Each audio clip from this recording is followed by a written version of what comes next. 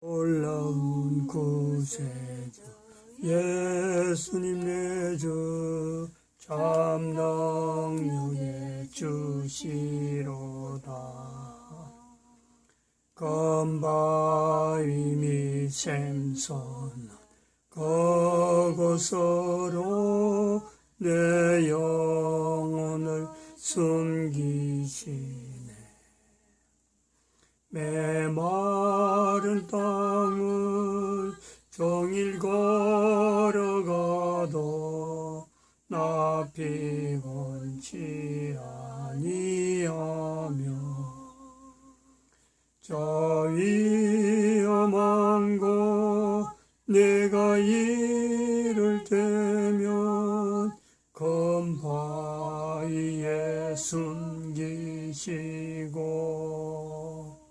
주 손으로 덮으시네. 아멘. 하나님 말씀 창세기 3장입니다. 창세기 3장 1절에서 6절 말씀 교독합니다. 1절 말씀 제가 먼저 빠뜨려 봉독드립니다. 여호와 하나님의 지으신 들짐승 중에 뱀이 가장 강기하더라. 뱀이 여자에게 물어 가로되 하나님이 참으로 너희들의 동산 모든 나무의 실과를 먹지 말라 하시더냐.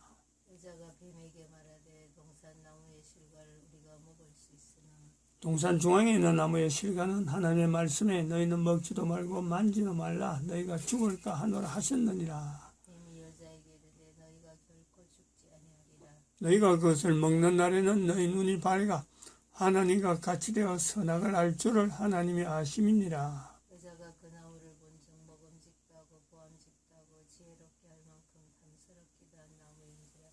여자가 그 실과를 따먹고 자기와 함께한 남편에게도 주매 그도 먹은지라. 아멘. 여호와 하나님의 지으신 들짐승 중에 가장 강교하다고 표현되던 이 뱀은 사탄입니다.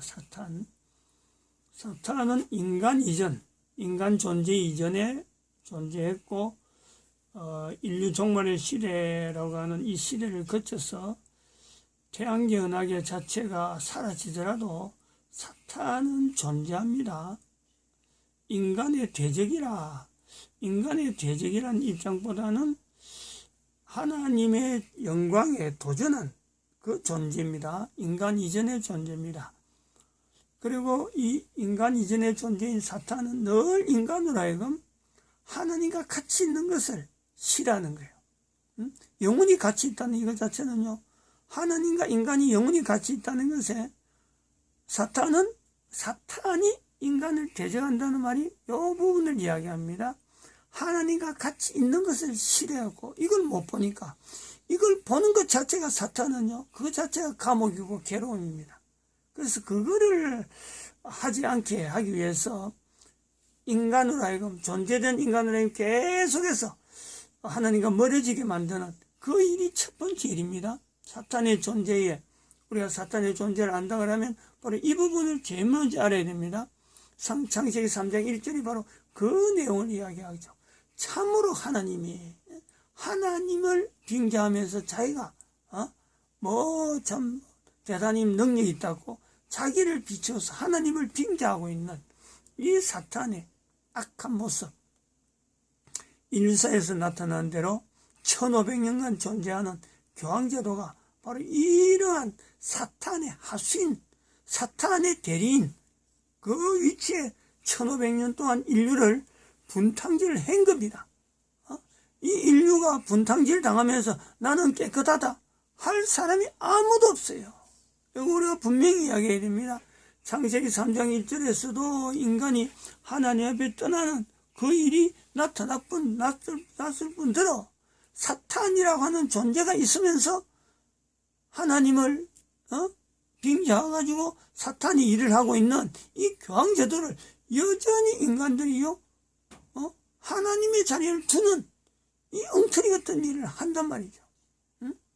그리고 또 2021년, 2012년 되어서 인류 종말의 시대가 된 지금의 대한민국이라는 이 나라, 대한민국이라는 나라를 하나님께서 특별히 세우는 하나의 역사를 지금 대한민국 2012년 이후로 이승만 대통령이 건국을 하고 난 70년 후에 이런 내용의 대한민국이라는 나라가 인류 전체하고 어떤 연관성이 있다.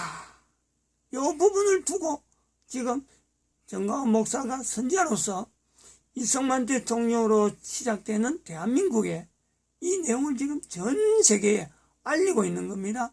자유민주주의, 자유시장경제, 한미동맹, 기독교 입국론. 대한민국이라는 특별한 위치가 있기 때문에 이 내용을 알리고 있습니다. 그러면 우리가 사탄으로부터, 교황으로부터 대한민국이 현재 정광훈 목사가 활동하고 있는 이 환경에 나타나는 사탄 계열에 있는 문재인을 두고 있습니다. 문재인. 그럼 사탄의 대리인으로서 교황이 있었다면 문재인은 뭐냐? 내시라는 거예요. 내시. 에스더스에 우리가 하고 있는데 아침에 우리가 하고 있는 에스더스를 우리가 에스더스 1장에 나타난 내시라는 내용이 2번 나오는데 내시 때문에 이 아수르 왕 통치 3년에 왕비를 추출하는 그 사태를 아수르가 저지르고 맙니다. 거기에서 내시의 기능이 이제는 어떤 역할이 있는데 그런 역할처럼 지금 문재인이라는 사람이 내시적으로 완전히 로봇처럼 이용을 당해가지고 대한민국을 하기에는 쑥대밭으로 갈 것처럼 가는데 하나님께서 붙들으시는 대한민국 위치 때문에 그거 자체가 지금 다르게 변하고 있는 거죠. 그런 다르게 변하는 가능성에 대해서 오늘 영상물 한 2가지 보여주려고 합니다. 한번 보시죠. 이동우 의사협회장입니다. 둘 다 어제 한 집회에 대해서 나온 내용인데 토요일날 한번 들어보시기 바랍니다. 예, 안녕하십니까 여러분, 이동욱입니다. 대전에서 이렇게 또 애국 국민들을 만나 뵈니까 너무나 반갑습니다. 저는 뭐 대구 출신입니다만은 전라도라고 뭐 싫은 것도 아니고 뭐 어디라고 좋은 것도 아니고 이 자유민주주의를 생각하고 자유민주주의를 위해서 이렇게 정말 목숨 바쳐서 하시는 분들 보면은 어디든지 반갑습니다. 저희 누님이 대전에 살고 계십니다. 그래서 대전 시민입니다. 저희 누님이. 그런데 제가 이 자리에 나온 것도, 여러분들이 이 자리에 나온 것도 정치하러 나온 게 아니잖아요. 도저히 이런 나라에서 살 수 없어서 나온 거 아닙니까, 여러분? 이런 기막힌 나라에서 우리가 도저히 살 수가 없습니다, 여러분. 우리 의사들은 뭐라고 하냐, 병원 하기 싫다. 정말 병원 헤쳐먹기 싫도록 만드는 게 바로 문재인 586 주사파 세력들입니다. 자신들이 뭐 하나 해준 것은 없으면서 완장차고 나와서 온갖 간섭과 온갖 정말 병원이든 사업이든 못해먹도록 만드는 데는 탁월한 재주를 가진 인간들이 바로 지금 이 나라를 망치고 있는 문재인 주사파 세력입니다, 여러분. 사업하는 사람은 사업을 할 수가 없어요. 일하는 사람은 일할 수가 없어요. 그냥 공짜로 남 등쳐먹는 세상. 한 번도 자기 손으로 돈 벌어보지 않았던 인간들이 대한민국에 설치니까 우리가 도저히 살 수 없는 나라가 된 겁니다. 입만 가지고 사는 인간들이 대한민국을 완전히 망치고 있습니다, 여러분. 말도 안 되는 거짓. 제가 지금 마스크 벗었죠? 마스크 벗은 게 이상합니까? 제 주변에 저하고 지금 한 10m 반경 내에는 사람이 없어요. 의학적으로 제가 이 자리에서 왜 마스크 써야 됩니까? 제가 지금도 있는데 누가 저한테 카톡을 보냈어요. 식당 안인데 사람이 너무 많아요. 제가 다음 주 이동욱 TV에 이 사진 올려드릴게요. 지금 이 시간에 식당 안에 사람이 너무 많은데 전부 다 마스크 벗고 있어요. 바로 마주보면서 마스크 벗고 얘기 다 하잖아요. 야외에서는 10m 내에 사람이 없는데 왜 마스크를 써야 됩니까? 이게 문재인이 만든 사기 방역이라는 말씀을 드리는 겁니다. 최소한 환기가 잘 되는 야외가 더 안전하잖아요. 그런데 야외에서는 국민의 집회 결사의 자유를 말살하고 문재인 정권을 지키기 위해서 지금 이 시간에 실내의 이마트나 실내 백화점은 바글바글합니다. 거기부터 해산시켜야 될 거 아닙니까, 여러분?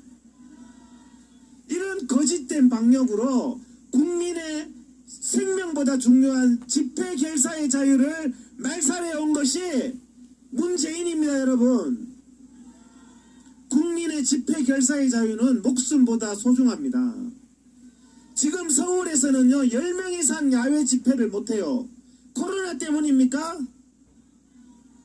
서울 시내 백화점, 이마트 전체를 다 하면서 야외에서 10명 이상 못해요. 이게 바로 국민의 목숨보다 소중한 집회 결사의 자유를 짓밟는 건데 이것을 오세훈이가 하고 있단 말입니다, 여러분. 이것 때문에 끌려가는 애국 국민들이 있어요. 우리가 죄졌습니까? 다 지금 무죄 나오고 있습니다. 제가 그래서 다음 주부터 바로 오세훈을 상대로 민형사 소송을 제가 계속할 겁니다. 집회 결사의 자유를 위해서 대한민국을 바로 세우기 위해서는 집회 결사의 자유부터 쟁취해야 됩니다, 여러분. 북한처럼 숨도 못 쉬고 중국처럼 천안문 광장을 쳐다보는 것이 코로나 때문이 아닙니다. 코로나가 의학 분야고 과학 분야라서 국민들이 처음에는 어리둥절했어요. 뭔가 과학인가 보다, 위험한가 보다. 그런데 이 인간들이 하는 짓거리 보면 동네 강아지가 웃을 일을 하고 있는 거예요, 여러분. 초등학생이 기가 막혀서 전철에는 왜 이래 많아요? 할 말이 없는 거예요, 할 말이. 코로나가 위험하다는 이런 거짓으로 여러분들 이 인간들이 하는 짓이요 기가 막힌 게 많아요. 지난 한 주에 백신으로 몇 명 사망한 줄 아세요? 지난 한 주 동안에 백신 맞고 그 전주에 39명 사망했습니다. 또 한 주 지났잖아요. 제가 지난주에 전주에 39명 사망했는데 이번 주에는 몇 명 사망했을까요? 한 주에 40명 사망했습니다, 여러분. 지금까지 코로나 백신 맞고 대한민국에서 일주일 내에 300명 사망했습니다. 오늘도 잠시 이 집회에 참석해서 기다리다가 여러분 네이버 검색해 보세요. 중앙일보, 동아일보에 또 아스트라제네카 맞고 50대가 주사 맞고 직장에 출근했다가 그냥 죽었대요. 그런데 문재인과 정경은 대한민국 국민 300명이 주사 맞고 사망했는데 단 한 명도 인과관계가 없답니다. 이게 말이 됩니까, 여러분? 어떻게 주사 맞고 사람이 등산 갔다 와서 죽고 직장 출근해서 죽었는데 단 한 명도 인과관계가 없단 말입니까? 동네 강아지가 웃을 일이죠. 언론들이 국민이 300명 이상 사망했는데 보도를 안 해요, 보도를. 제가 지금 말하니까 처음 듣고 알잖아요. 과거에 국민 생명 찾으면서 삼성 반도체 백혈병 가지고 난리치고 메르스 때 고작 38명 죽은 걸로 대한민국 국민 다 죽는 것처럼 난리쳤던 거짓된 YTN, MBC, KBS 이 사기 언론들 어디 갔습니까 지금? 왜 국민이 300명 사망하는데 아무 소리도 안 합니까? 여러분, 코로나 주사를 맞고 안 맞고는 여러분들의 선택입니다. 그런데 제가 말씀드렸죠. 제 말씀대로 100명 사망하고 제가 200명 사망했습니다. 이번에 제가 올라와서 지금까지 300명 사망했습니다. 몇 명 사망한다 했죠? 1년 동안 2,400명 사망하게 되어 있습니다, 여러분. 코로나 주사 안 맞으면 어떻게 되느냐? 1년에 2,000명밖에 안 죽어요. 코로나 주사 맞고 1년에 2,400명 죽습니다. 여러분, 이게 코로나 주사를 강제해야 될 일입니까? 강요해야 될 일입니까?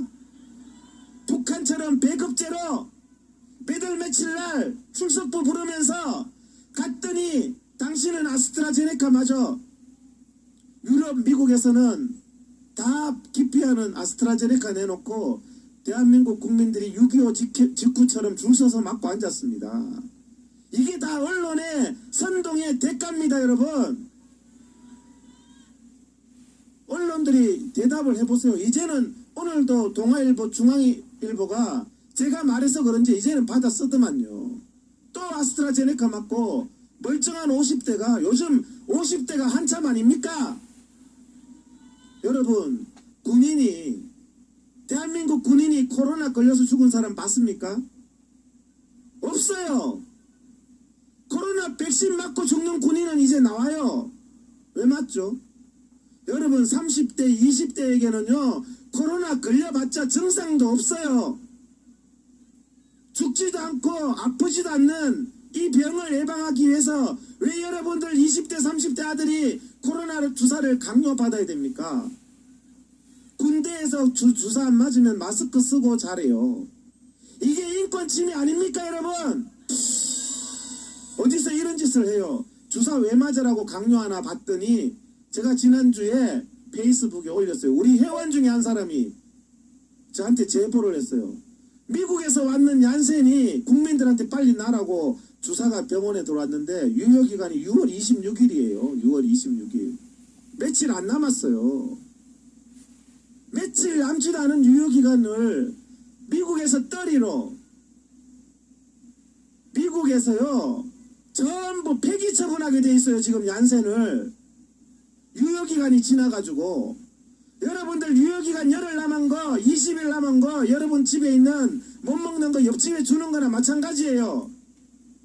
그 얀센 유효기간 그랬더니 중앙일보하고 동아일보가 제 말을 받아 썼더라고요.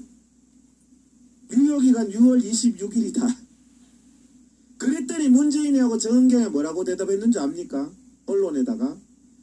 국민들한테 유효기간 얼마 안 남았다고 처음부터 말했잖아요. 이러고 있어요. 여러분들 처음부터 그 말 들었습니까?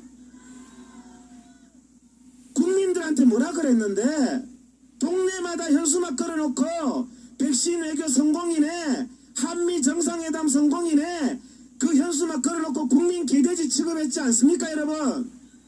그래놓고 들키니까 처음부터 유효기간 지난 거, 유효기간 다 된 거 말했다요. 미국에서 이제 땡처리 해가지고, 미국에서도 고민이랍니다. 다 버리게 생겼는데 개발도상국에 줄라니까 유효기간이 얼마 안 남아가지고 그걸 얻어와가지고 얀센의 예방률이 얼마인 줄 압니까? 코로나 예방률이 여러분 몇 프로인 것 같아요? 모더나나 화이자는 95%입니다. 질병 예방률이요. 얀센은 66%예요. 여러분 95%에 무려 30%나 부족한 것을, 그것도 땡처리하는 거, 유효기간 다 된 거 가지고 와가지고 국민들 앞에 내놓으면서 백신 외교 성공했다고 자랑질하는 이게 나라입니까, 여러분? 이런 것을 왜 언론이 보도하지 않고 제가 이 자리에서 국민을 위해서 얘기를 해야 됩니까? 여러분, 기가 막힌, 정말 어처구니가 없는 겁니다. 여러분들, 그래서 이제는 국민들이 문재인 정권의 이 K방역이 선택적 위험, 선택적 방역, 국민의 야외 집회는 위험하고 예배는 위험하고 자기들 하는 백화점 이런 것들은 인원 제한이 있은 적이 없는 이런 사기 방역을 하고 있습니다. 이제 국민들이 깨어나고 있습니다. 저부터 집회 결사의 자유를 쟁취하기 위해서 노력하겠습니다. 집회 결사의 자유를 말살한 인간은 깜빵에 반드시 처합시다, 여러분. 우리가 자유민주주의를 위해서 이 자리에 나온 겁니다. 그런데 국민의힘은 자유민주주의에 관심이 없는 당이에요. 국민이 집회 결사의 자유 때문에 경찰서에 잡혀가는데 단 한마디 말도 안 하는 게 국민의힘이에요. 예배의 자유가 박탈당하면서 목사님들이 예배 드리다가 잡혀가는데 찍소리 안 하는 게 국민의힘입니다. 나이가 젊다고 개혁적인 게 아니에요. 이준석이가 나이가 어리다고 개혁적인 게 아니에요. 그 생각이 개혁적이고 그 생각이 민주적이어야 합니다, 여러분. 또 이준석이 같이 애 늙은이처럼 정의는 없고 궤변, 기회주의, 바른당 갔다가 박근혜 대통령 탄핵했다가 이쪽에 붙었다가 저쪽에 붙었다가 기회나 살피는 유승민이나 이준석이가 무슨 대한민국의 정의를 세운단 말입니까, 여러분? 그러니까 이제 우리는 국민들이 들고 일어나는 수밖에 없습니다. 예배의 자유는 교인들이 지키지 않으면, 기독교인들이 지키지 않으면 교회가 역사적으로 멸망할 수밖에 없고, 자유민주주의는 국민들이 지키지 않으면 북한과 같이 멸망할 수밖에 없습니다. 우리가 이 대한민국의 자유민주주의를 위하여 우리가 반드시 투쟁하고 집회 결사의 자유를 쟁취한 후에 이 대한민국이 우리 후손들이 정말 자랑스럽게 정말 민주적으로 살 수 있는 그런 나라를 만들어야 되겠습니다. 감사합니다.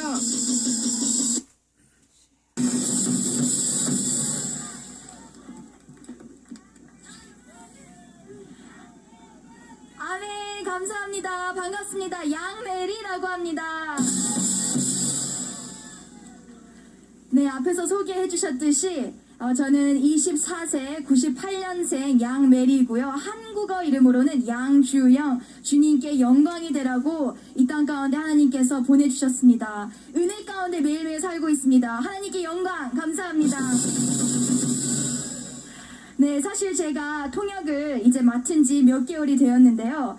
사실 정말 솔직한 고백을 드리면서 오늘 연설을 짧게 나누겠습니다.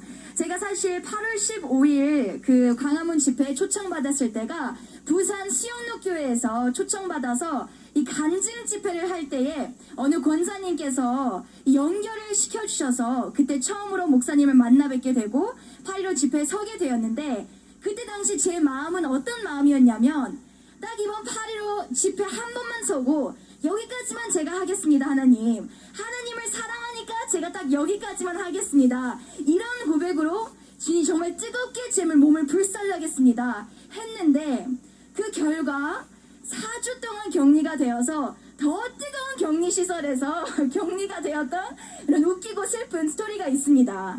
그렇지만 그건 다 농담이고요. 더 중요한 건 무엇이냐, 그 4주 동안 하나님께서 저에게 이 나라에 대한 3가지 깨달음을 주셨습니다.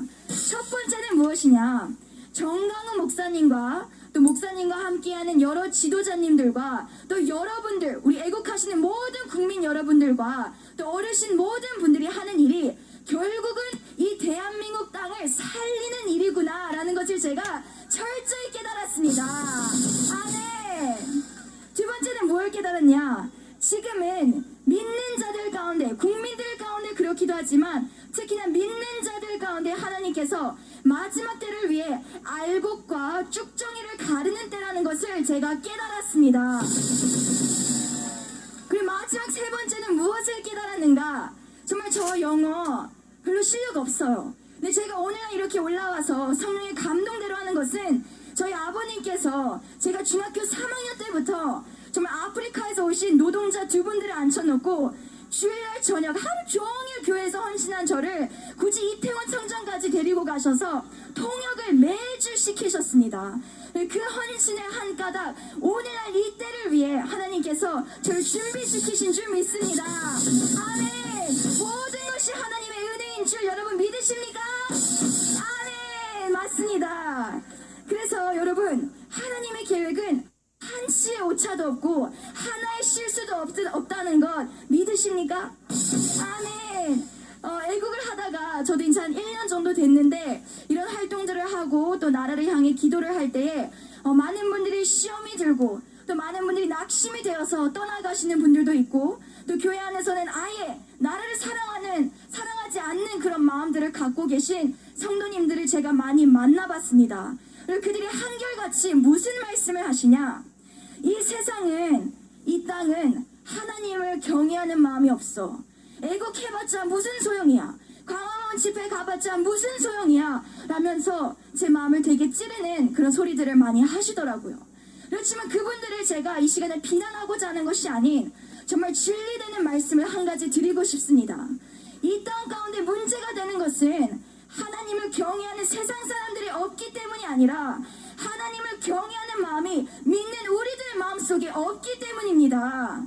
하나님을 경외하는 우리만 있더라면 이 국민혁명당이고 앞으로 주님께서 감당하고자 하시는 모든 사역들을 우리가 이 땅 가운데 자유민주주의를 수호할 수 있다고 저는 확신합니다. 아멘. 믿으십니까? 맞습니다. 그래서 우리가 매일같이 저희 청년들도 국회 앞에서 1년 동안 토요일마다 청년들이 모아서 외치고 또 국가적인 이런 일들을 감당하고 저희가 기도도 하고 또 문화공연, 예술적인 공연, 퍼포먼스도 하면서 저희가 1번으로 가장 수호하고자 하는 것은 바로 자유민주주의입니다. 여러분, 자유민주주의가 무엇인지 오늘 지나가시는 많은 행인분들도 꼭 한번 들으셨으면 좋겠습니다. 자유민주주의는 정말 이승만 대통령을 통하여 종교개혁의 그 역사를 안고 우리 땅 가운데 수많은 자유들을 누리게끔 해준 정치 체제입니다. 맞습니까?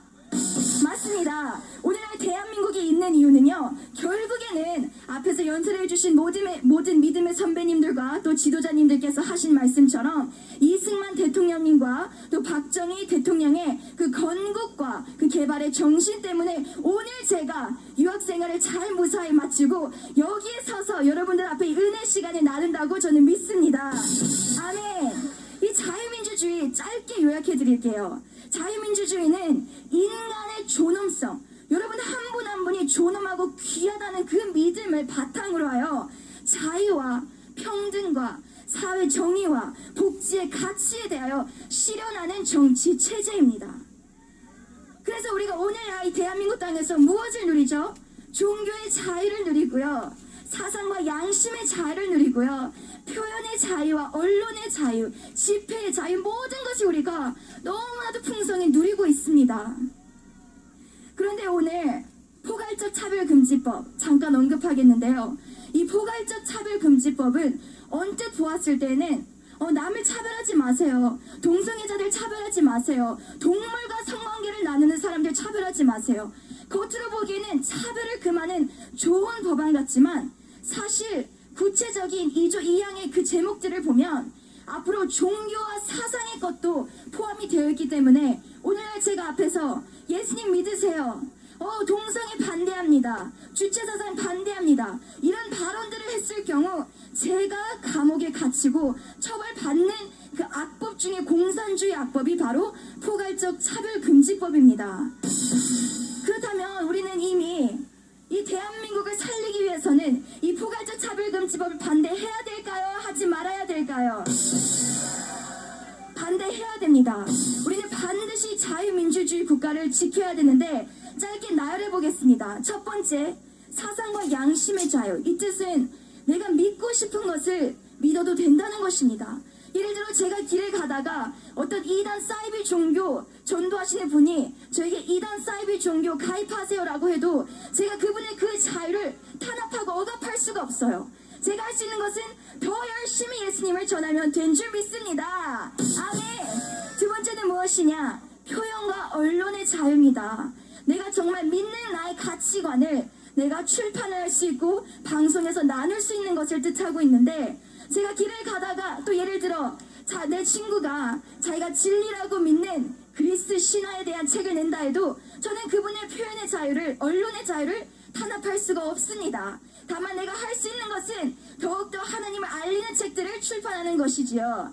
마지막 세 번째는 집회의 자유입니다. 오늘 우리가 이렇게 모여서 정말 자유에 대한 것을 나누고 대한민국을 살리고자 하는 것을 정말 이 집회를 통해서 나눌 때에 우리는 정말 인간이 인간답게 살 수 있는 이 자유를 누리는 것인 줄 믿습니다.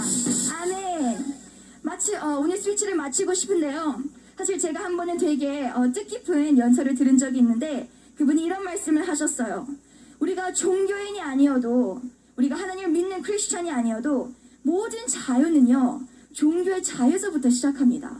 우리가 종교의 자유가 있는 그 땅 가운데는요, 표현의 자유도 있고 사상과 집회의 자유도 있습니다.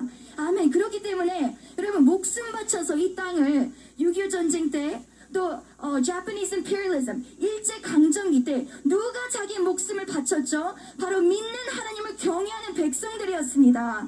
여기는 엄청난 진리가 있습니다. 오늘 여러분 여기 계시는데요, 저 너무나도 겸손해지는 시간이에요. 매일 여러분이 이렇게 모여주시고, 또 여러분이 매일매일 유튜브를 통해서 너 알아 너만 몰라 TV 여러 유튜브 채널을 통해서 계속 활동하시는 거 보면서 저는 앞으로 차세대 리더로서, 양메리로서 정말 나아갈 수 있는 힘과 원동력이 매일매일 생깁니다. 아멘. 여러분이 대한민국의 주인공입니다. 아멘. 그래서 오늘 연설을 마치고자 하는데, 정말 한 국가를 어떻게 그 국가의 지도자를 선택하는가에 따라서 한 국가의 미래가 달라지는 것 이미 우리가 여러 번 들었다시피, 앞으로 3월달, 내년 3월달까지 저도 열심히, 여러분들 열심히 우리가 똘똘 뭉쳐서 나아가기를 축복합니다. 감사합니다. 여러분 양일이 이 두 분의 그 의견을 통해서 대한민국 망했다라는 말씀에 하나님의 또 다른 희망을 우리가 볼 수 있는 그런 메시지라 봅니다. 마칩니다. 기도드립니다.